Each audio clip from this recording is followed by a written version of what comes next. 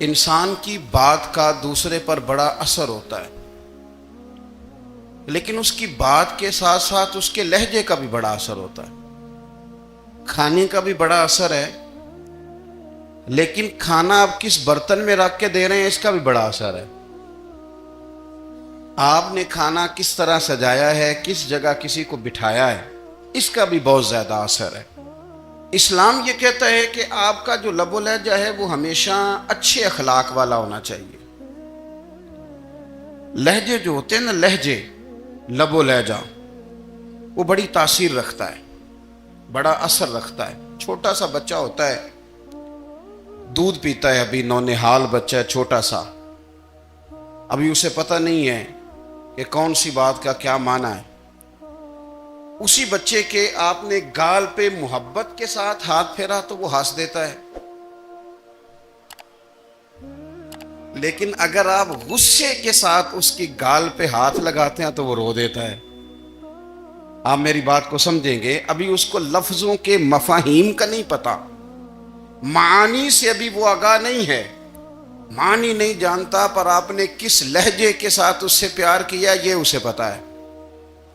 یہ جو لہجہ ہوتا ہے نا، لہجہ، اخلاق آپ کا، یہ بڑا اثر کرتا ہے۔ آپ نے گفتگو کی، لیکن اس گفتگو میں آپ کا انداز کیا تھا، لب و لہجہ کیا تھا۔ کچھ لوگ کہتے ہیں میں نے کوئی غلط بات کی ہے، بالکل ٹھیک بات کی ہے۔ بھئی آپ کی بات ٹھیک تھی، پر آپ کا انداز ٹھیک نہیں تھا۔ جہاں بات ٹھیک ہونا ضروری ہے نا، وہاں انداز ٹھیک ہونا بھی بڑا ہی ضروری ہے۔ آپ کے لہجے کا خوبصورت ہونا اور آپ کے لفظوں کا حسین ہونا بھی بڑا ہی ضروری ہے۔ اگر آپ تھوڑا سا معاشرے میں غور کریں تو کچھ لوگ ایسے ہیں جو طبعاً ہی بیچارے دنیا میں آئے ہی شکوہ کرنے کے لیے، ان کے لہجے سے نہ ترش روئی برستی ہے، تلخی ہے۔ وہ جی میں فلاں آدمی کے پاس گیا تو اس نے میری بات نہیں سنی، فلاں شخص سے میری ملاقات ہوئی، میں نے وقت گزارا پر وہ بندہ ٹھیک نہیں نکلا، فلاں کے ساتھ میں آگے بڑھنا چاہ رہا تھا پر میرے معاملات چل نہیں سکے۔ تو بھئی آپ دوسروں کو ناپتے اور تولتے رہے، آپ کو یہ دیکھ لینا چاہیے تھا کہ آپ کا انداز فکر ہی کہیں غلط نہ ہو۔ لہجے، اخلاق، یہ آپ کے لفظوں سے بھی زیادہ اثر بعض اوقات رکھتے ہیں۔ کسی نے کہا تھا کہ میرے لہجے میں غرور آیا تھا، اس کو حق تھا کہ شکایت کرتا تھا، میرے لہجے میں کچھ ایسا کہ جس پہ وہ بیچارہ پریشان ہو گیا، اب اس کا حق بنتا تھا وہ اس پہ شکایت کرتا۔ تو میرے عزیز، آپ بات کو یاد رکھیں گے کہ جو اخلاق ہے، آپ کا جو اخلاق ہے، جو آپ کا کردار ہے، وہ اپنی ایک خوبصورتی رکھتا ہے۔ اس لیے میرے نبی پاک صلی اللہ تعالی علیہ وآلہ وسلم نے فرمایا تم میں کامل مومن وہ ہے جس کا اخلاق زیادہ اچھا ہے۔ جو کہانیاں زیادہ سناتا ہے وہ نہیں، جو اپنی خدمات زیادہ بتاتا ہے وہ نہیں، جو باقی سب کی نفی کر کے کہتا ہے کہ دنیا میں کوئی بندہ ٹھیک نہیں، صرف میں ٹھیک ہوں، وہ والا بندہ نہیں، بلکہ فرمایا جس بندے کا اخلاق زیادہ اچھا ہے۔ اخلاق دیکھیں، یہ جو آپ کا لہجہ ہوتا ہے نا، یہ بہت زیادہ اثرات مرتب کرتا ہے آپ کے گھر پہ بھی، باہر بھی۔ آپ اگر اپنی گفتگو میں باڈی لینگویج کو تھوڑا سا اچھا رکھیں، کچھ لوگ ایسے ہوتے ہیں جو بات بڑی صحیح کرتے ہیں پر کچھ زیادہ ہی باتیں کرتے ہیں، تو وہ زیادہ باتیں کرنے کی وجہ سے ان کی جو صحیح باتیں ہوتی ہیں ان کا بھی وزن خراب ہو جاتا ہے، کیونکہ وہ زیادہ باتیں کرتے ہیں، ہر وقت بولتے ہیں، ہر وقت بات کرتے ہیں، تو جب وہ ٹھیک بات بھی کر رہے ہوں تب بھی ان کی بات کا لوگ اثر قبول نہیں کرتے۔ لیکن اگر ان کا لہجہ باوقار ہو، بات وہ تھوڑی کریں پر جتنی کریں ذرا سونی کر کے کریں، گفتگو میں خود بخود اثر پیدا ہو جائے گا، بات اچھی لگے گی۔ اخلاقی رویے اگر لوگوں کے زیادہ اچھے ہو جائیں، ایک تو مسکرانے کا بل کوئی نہیں آتا، اس کے پیسے کوئی نہیں لگتے، اور یہ بھی شکر ہے ابھی تک اس پر ٹیکس بھی کوئی نہیں، یہ بھی مقام تشکر ہے۔ تو اگر آپ بات کریں اور اس میں تھوڑی سی مٹھاس پیدا کر لیں، آپ تھوڑی سی بات میں نا مٹھاس، میرے ایک کلاس فیلو ہیں، تو وہ تقریر کر رہے تھے اور میں سن رہا تھا، تو مجھے بعد میں کہنے لگے آپ تبصرہ کریں میں نے کیسی تقریر کی ہے۔ یہ ہوتا ہے نا جی، بعض اوقات دوست بیٹھتے ہیں بے تکلف تو کئی دفعہ کچھ باتیں ایسی ایک دوسرے کے ساتھ کرتے ہیں، تو مجھے کہنے لگے آپ بتائیں کہ میں بات کر رہا تھا تو کیسی تھی؟ تو میں نے کہا جب آپ بات کر رہے تھے تو میں ڈر رہا تھا، مجھے لگ رہا تھا کہیں آپ لڑ نہ پڑیں۔ بھئی آپ اطمینان سے بات کریں، آپ تسلی سے بات کریں، آپ خندہ پیشانی کے ساتھ بات کریں۔ میرے نبی پاک صلی اللہ تعالی علیہ وسلم نے فرمایا، مسلم شریف کی حدیث ہے، حضور فرماتے ہیں نیکی کو کبھی چھوٹا نہیں سمجھنا، نیکی کو حقیر نہیں سمجھنا، کچھ نہ ہو سکے تو اپنے بھائی سے مسکرا کے بات ہی کر لیا کرو، بات کرو تو تمہارے لہجے میں ترش روئی نہ ہو۔ بعض اوقات آپ تلخ بات کرتے ہیں، آپ کا لہجہ تلخ ہوتا ہے تو آپ کی صحیح بات بھی قبول نہیں کی جاتی، لیکن اگر آپ کے لہجے میں مسکراہٹ ہو، آپ کے لہجے کے اندر خوبصورتی ہو، تو آپ کے اپنے بھی آپ کے بیگانے بھی سب کے سب آپ کی بات کو تسلی کے ساتھ سمجھنا وہ گوارا کریں گے۔ اسی طریقے سے ہمارا دل کرتا ہے کہ لوگ ہماری بات سنیں، ہمارے گرویدہ ہوں، ہم جو پیغام دینا چاہتے ہیں وہ پیغام لوگ اچھے طریقے سے قبول کریں، اس پر لوگوں کی توجہ زیادہ ہو، یہ ہمارا شوق ہوتا ہے۔ اور دنیا میں اب تو فیمس ہونے کا شوق بڑا بڑھ گیا ہے، اب بڑا بڑھ گیا ہے۔ اب تو لوگوں کو نا شاید لوگ مقبولیت اسی کا نام لیتے ہیں کہ میرے اتنے لائکس ہیں، اتنے فالور ہیں، اتنے سارے لوگ ہیں تو شاید میں بڑا مقبول ہوں۔ یاد رکھنا، قابلیت سے زیادہ قبولیت ضروری ہوتی ہے۔ فالور کیا کریں گے اگر رب بھی راضی نہ ہوا تو؟ لائکس کیا کریں گے؟ اگر تو قبول ہو جائے تو پھر چلو کسی لائکس کا بھی فائدہ ہے، کسی فالور کا بھی، اور اگر قبول نہ ہو تو پھر کوئی فائدہ جنوں پریتم اپنا آکھے ہی نہ، وہ اجے سہاگن ہو ہی نہیں، تو جب وہ قبول کر لے پھر تو بڑی بات ہے، اور اگر قبولیت نہ ہو تو پھر بڑے بڑے مجمع بھی کوئی فائدہ نہیں دیتے۔ ہماری خواہش ہوتی ہے کہ لوگ ہمیں جانیں، لوگ ہمیں پہچانیں، ہمارا بڑا نام ہو، ہمارا بڑا ذکر ہو، ہمارے بڑے تذکرے ہوں۔ تو میرے نبی پاک صلی اللہ تعالیٰ علیہ وسلم نے ارشاد فرمایا، حضرت ابو ہریرہ رضی اللہ تعالیٰ عنہ روایت کرتے ہیں، حضور فرمانے لگے، تم مال کے ذریعے لوگوں کو اپنا گرویدہ نہیں بنا سکتے، پیسے دے کے لوگوں کو پیچھے نہیں لگا سکتے۔ کتنے کو دو گے؟ دیکھیں نا، پیسوں سے تو بندے کا لالچ شروع ہو جاتا ہے، ایک دفعہ دیں، پھر دوسری دفعہ دیں، پھر تیسری دفعہ دیں، روز دیں گے تو بندہ راضی ہوگا، اور اگر آپ نے 99 دفعہ دیا، ایک دفعہ نہیں دیا تو وہ ناراض ہو جاتا ہے، تو کتنا کو لالچ پورا کریں گے؟ تو حبیب پاک علیہ الصلوۃ والسلام فرمانے لگے، تم پیسے دے کے لوگوں کو اپنا گرویدہ نہیں کر سکتے، ہاں خندہ پیشانی سے، حسن اخلاق سے ملو گے تو لوگ تمہارے گرویدہ ہو جائیں گے۔ تمہارا اخلاق، تمہاری خندہ پیشانی، تمہارا اچھا کردار، یہ لوگوں کو گرویدہ کر سکتا ہے۔ مال و دولت سے لوگ گرویدہ نہیں ہوتے۔ تو ہمارا وہ جو روزمرہ کا لوگوں کے ساتھ تعلق ہے، لب و لہجہ ہے، میں نے دیکھا ہے بہت سارے لوگ ایسے ہیں جن کے ساتھ لوگ آنا جانا، ملنا بیٹھنا آہستہ آہستہ چھوڑ دیتے ہیں، اور وہ کس لیے چھوڑ دیتے ہیں؟ وہ ان کے رویے کی وجہ سے چھوڑ دیتے ہیں، ان کے انداز فکر کی وجہ سے چھوڑ دیتے ہیں، ان کے شکووں کی وجہ سے چھوڑ دیتے ہیں۔ مزاج ہوتا ہے نا ہمارا کہ ہمیں شوق ہوتا ہے تعلق زیادہ لوگوں کے ساتھ ہو، اور پھر یہ بھی شرط ہوتی ہے کہ میں جس کے پاس جاؤں وہ مجھے یہی کہے کہ تم میرے ساتھ ہی پیار کر۔ ایک صاحب مجھ سے کہنے لگے کہ یہ میں محفل کراتا ہوں، آپ بھی تشریف لائیں، اور میں 20 علماء کو بلا چکا ہوں، اور بڑے بڑے نامور نام انہوں نے میرے سامنے لیے۔ میں نے ان سے پوچھا کہ جو نام آپ نے لیے ہیں اور آپ کی تصویریں بھی ساتھ ہیں، میں الحمدللہ تسلیم کر گیا ہوں آپ کی بات کو، لیکن سوال میرا یہ تھا کہ کیا آپ نماز بھی پڑھتے ہیں؟ 21 علماء کو آپ نے بلایا یا 20 کو بلایا اور بڑے بڑوں کو بلایا، اور مجھے بھی آپ دعوت پیش کر رہے ہیں، تو نمازی بھی آپ ہیں، نمازی بھی ہیں؟ کہنے لگے آپ دعا کریں میں نماز پڑھنا شروع کر دوں۔ میں نے ان سے کہا خدا کے بندے، اب اگر تو کسی اور کو بتائے گا کہ 20 اتنے بڑے لوگوں سے میرا تعلق کر، پڑھتا میں نماز بھی نہیں، تو لوگ کیا سوچیں گے کہ 21 مولوی مل کے بھی ایک بندے کو نمازی نہیں بنا سکے.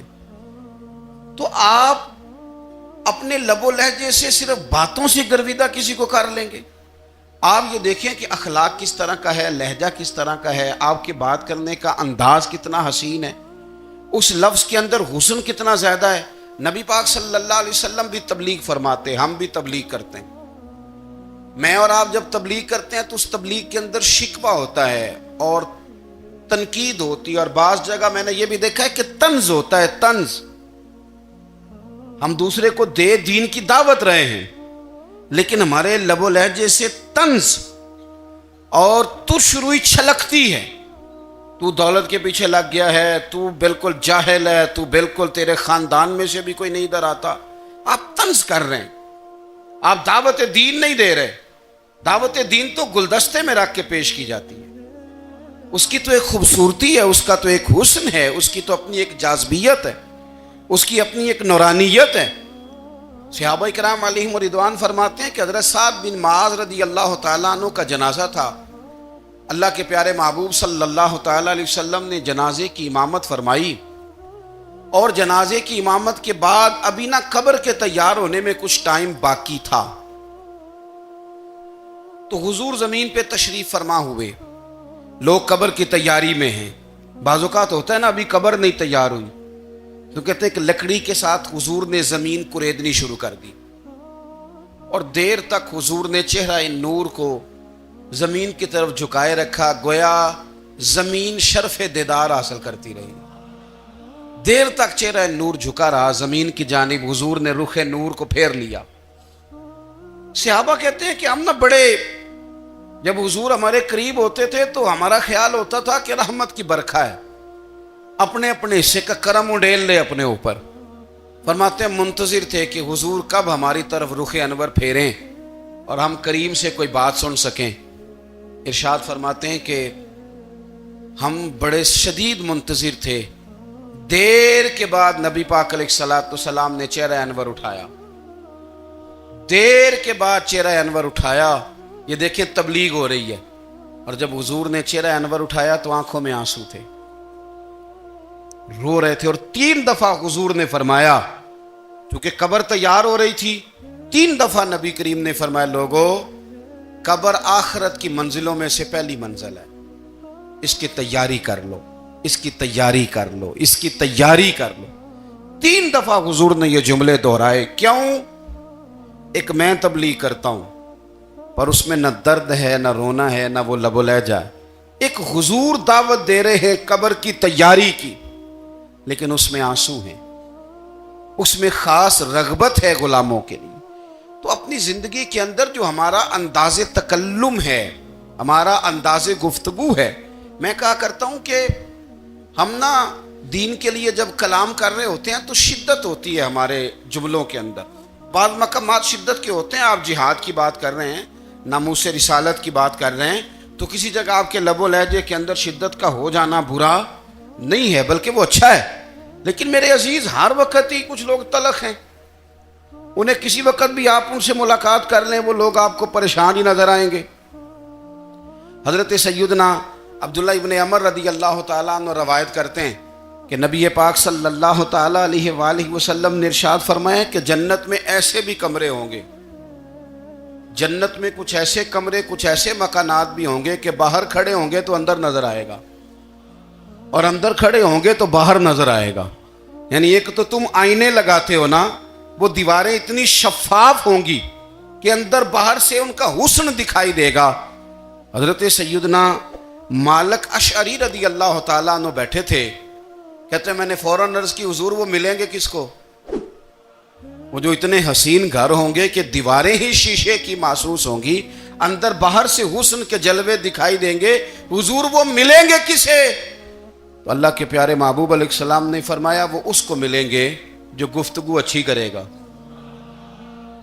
جو گفتگو اچھی کرے گا، لب و لہجہ اخلاق والا ہوگا، گفتگو اچھی کرے گا، لوگوں کو کھانا کھلائے گا، اور جب لوگ سو رہے ہوں گے تو وہ اٹھ کے اپنے رب کی عبادت کرے گا. اس شخص کو وہ مکانات ملیں گے جن کی دیواریں آئینے کی مانند ہوں گی، جن کا حسن تازہ ہوگا. جن کو اللہ تبارک و تعالیٰ نے اپنے فضل سے مزین کیا ہوگا، سنوارا ہوگا. ہم اگر تھوڑی سی توجہ کریں نا، کئی دفعہ وقت گزر جاتا ہے، لہجہ نہیں بھولتا، لہجہ یاد رہتا ہے. آپ تو 2 منٹ کے لیے غصے میں تھے نا، تو آپ نے کوئی بات کر دی کسی غریب کو، کسی شخص کو، آپ غصے میں تھے، آپ نے کہہ دیا، اس بیچارے نے سن لیا، لیکن وہ باتیں اسے سونے نہیں دیتی، بار بار یاد آتی. کوئی آپ کے ساتھ تلخ کلام کر دے نا، کبھی تلخ گفتگو کر دے، بندہ جب سامنے آتا ہے وہ باتیں یاد آ جاتی ہیں، تکلیف ہوتی ہے. اور وقت گزر جاتا ہے. لڑائیاں ہمیشہ چل نہیں سکتی. لڑائی کتنی دیر کی ہوتی ہے؟ 1 دن کی، 2 دن کی. قتل بھی ہوں تو اگر قاتل کو پھانسی بھی ہو جائے تو پھانسی کے بعد بالآخر لڑائی تو ختم ہو ہی گئی نا. لڑائی ہمیشہ چلتی، تلخی ہمیشہ چل سکتی نہیں. تلخی روٹین میں چلنے والا سکہ، کوئی سکے روٹین میں چلتے وقتی ہوتے. یہ جو غصے کا لب و لہجہ ہے، تلخی کا سکہ، یہ بھائی روٹین میں نہیں چلتا. اس نے ایک نہ ایک دن ختم ہو جانا ہے. روٹین میں پیار ہی چلتا ہے.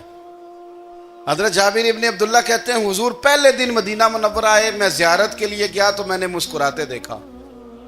10 سال میں دیدار کرتا رہا، اور وصال سے چند دن پہلے بھی میں نے زیارت کی تو مدینے والے محبوب کو مسکراتے ہوئے ہی دیکھا ہے.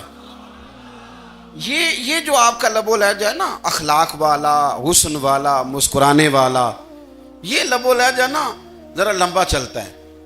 یہ روٹین ہے، یہ روز چلے گا. یہ سکہ وہ ہے جو رائج الوقت رہتا ہے، یہ کبھی بھی ختم ہونے والا یہ خزانہ ہے. تو یہ جو آپ کا تلخ لب و لہجہ ہے، یہ روٹین نہیں.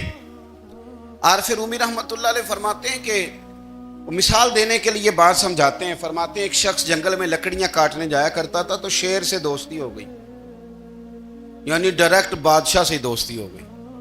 اور بادشاہ بھی وہ جو جنگل کا بادشاہ ہے، جنگل کے بادشاہ سے دوستی ہو گئی. اب وہ لکڑہارا غریب آدمی تھا، لکڑیاں تو کاٹنی ہوتی تھی. تو وہ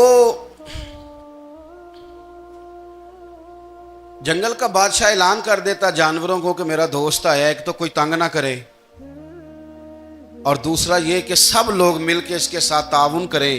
کبھی کوئی جانور لکڑیاں اکٹھی کراتا، کبھی کوئی اپنی پشت پہ گدھا، بیل، گھوڑا، خچر رکھ کے وہ لکڑیاں باہر چھوڑنے آتا.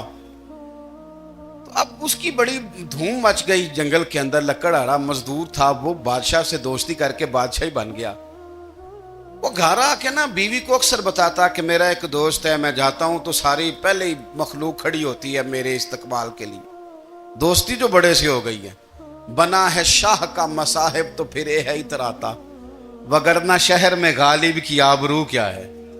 ہم نے تو پوچھتا ہی کوئی نہیں، یہ تو بنا ہے شاہ کا مصاحب تو پھر ہے اتراتا، وگرنہ شہر میں غالب کی آبرو کیا ہے.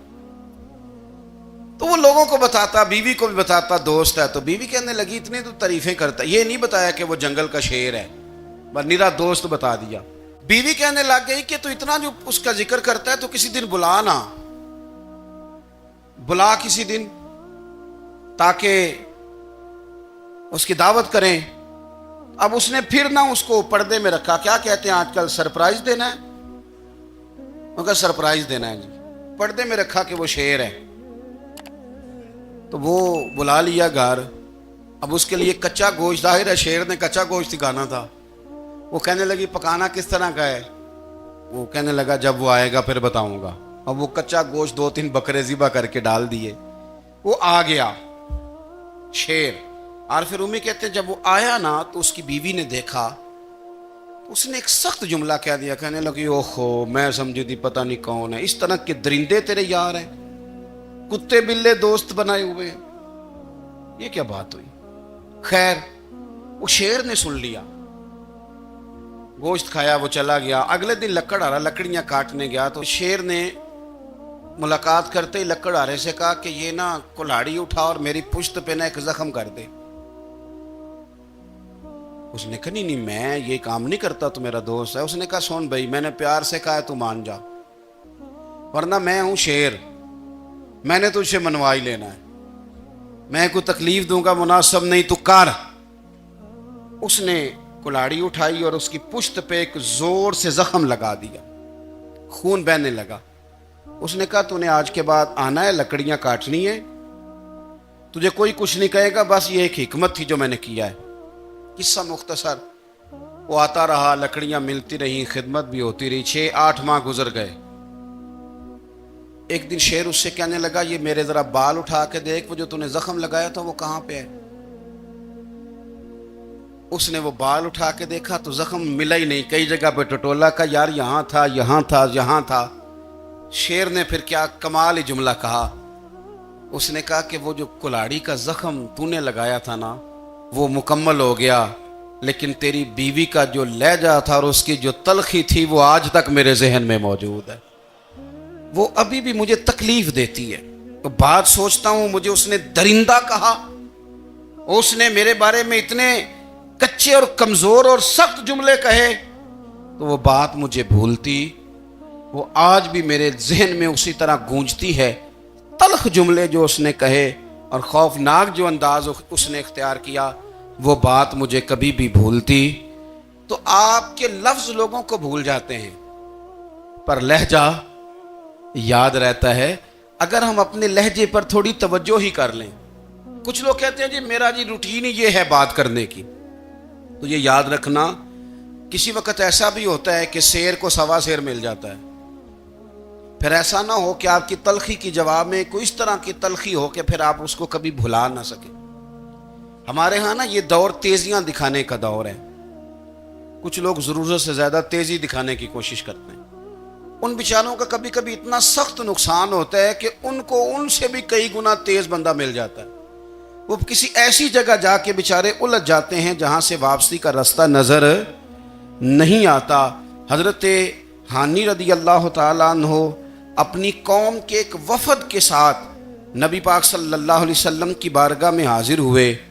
نبی پاک علیہ السلام نے ان کی ساری باتیں سنی، تو ان میں سے ایک شخص نے عرض کی یا رسول اللہ صلی اللہ علیہ وسلم میں نا زیادہ باتیں نہیں یاد رکھ سکتا، حضور میں شاید کمزور حافظے والا ہوں، زیادہ باتیں نہیں میں یاد رکھ سکتا، حضور مجھے کوئی ایک ایسی بات آپ ارشاد فرما دیں کہ میں عمل کروں تو پھر جنت میرا مقدر بن جائے، میں چاہتا ہوں کہ مجھے کچھ ایسا مل جائے کہ میں اسی پر عمل، وہ کہا تھا نا درویش نے کہ علم و بس کری ہو یار کیونکہ ایک کوئی حرف تینوں درکار، تو مجھے کوئی ایسی چیز مل جائے کہ وہ پھر جنت میرا مقدر بنے۔ تو حضور نے فرمایا 3 کام کرنا، ایک تو گفتگو جب بھی کرنا اچھی کرنا، تمہارا لب و لہجہ تمہاری گفتگو میں کبھی کوئی کمزوری نہ آئے، گفتگو اچھی کرنا، اچھی گفتگو، اور دوسرا حضور نے فرمایا سلام کو عام کرنا، اور تیسرا فرمایا لوگوں کو کھانا کھلانے میں رغبت پیدا کرنا، یہ کام کر پھر اللہ تبارک و تعالیٰ تیرے مقدر میں جنت کو شامل فرما دے گا۔ تو میرے عزیز آپ اس بات کو سمجھیں کہ ہمارے اخلاقی رویے، ہمارا کردار، ہمارا لب و لہجہ، ہم نا ڈنڈے کے زور پر حکومت قائم کرنا چاہتے ہیں۔ آپ کو پتہ ہے بہت سارے ملکوں میں دین گیا اور پھر اللہ تعالیٰ معاف کرے بعض جگہ پہ دینی اقدار کو، دینی لوگوں کو زوال بھی آیا۔ بر صغیر پاک و ہند میں دین آیا لیکن اللہ کے فضل سے زوال نہیں آیا اور کبھی آئے گا بھی نہیں، کبھی آئے گا بھی نہیں۔ وہ جو ہم پہ بڑا اعتراض کرتے ہیں نا ہمارے معاملات پہ اور بڑے بڑے فتوے دیتے ہیں، یہ بات وہ بھی کہتے ہیں کہ ان کے دلوں میں عشق رسول کی شمع بہت زیادہ فیروزہ ہیں، یہ بیگانے بھی مانتے ہیں۔ کیوں بھلا؟ اس کی وجہ سمجھیں، ہمیں جو دین پڑھایا ہے وہ صوفیاء نے پڑھایا ہے، اور صوفی جو دین پڑھاتا ہے نا اس کا لب و لہجہ میٹھا بڑا ہوتا ہے، اس کے لب و لہجے میں اخلاص بڑا ہوتا ہے، اس کے لب و لہجے میں للہیت بڑی ہوتی ہے، تلخی نہیں ہوتی۔ تو وہ دین پڑھاتے نہیں، وہ گھول کے پلا ہی دیتے ہیں۔ انہوں نے نا لوگوں سے پیار ڈالا، لوگوں کی ان کے ساتھ محبت ہو گئی، پیار ہو گیا، پھر انہوں نے میٹھے انداز میں لوگوں کو دین سمجھایا، ان کو اچھے طریقے سے اچھے لب و لہجے میں دین کی اور خیر کی باتیں ان تک پہنچائیں۔ اس کا فائدہ یہ ہوا میرے عزیز کہ لوگوں کی روحوں تک دین اتر گیا ہے۔ ہمارے وہ بچے جن کی عمریں ابھی بالکل چھوٹی ہوتی ہیں 4 سال 5 سال کی، وہ بھی رسول پاک کا نام لیتے ہیں تو بڑے وجد کے عالم میں لیتے ہیں. کیوں؟ اس لیے کہ ہمارے بزرگوں نے ہمیں اچھے طریقے سے، اس لیے نبی پاک صلی اللہ تعالی علیہ وسلم نے فرمایا کہ حسن اخلاق والا آدمی اپنے اخلاق کی بنیاد پر نفلی روزہ رکھنے والوں اور رات کو قیام کرنے والوں سے زیادہ فضیلت حاصل کر لیتا ہے. اس لیے کہ اس کا اخلاق، اس کا لب و لہجہ، اس کا انداز، اس کی گفتگو، وہ جو گفتگو اس کی ہوتی ہے وہ اتنی میٹھی ہوتی ہے کہ لوگوں کے دل نہیں ٹوٹتے، بلکہ بعض اوقات اس کی گفتگو کی وجہ سے جو غم زدہ آدمی ہوتا ہے اسے سکون مل جاتا ہے.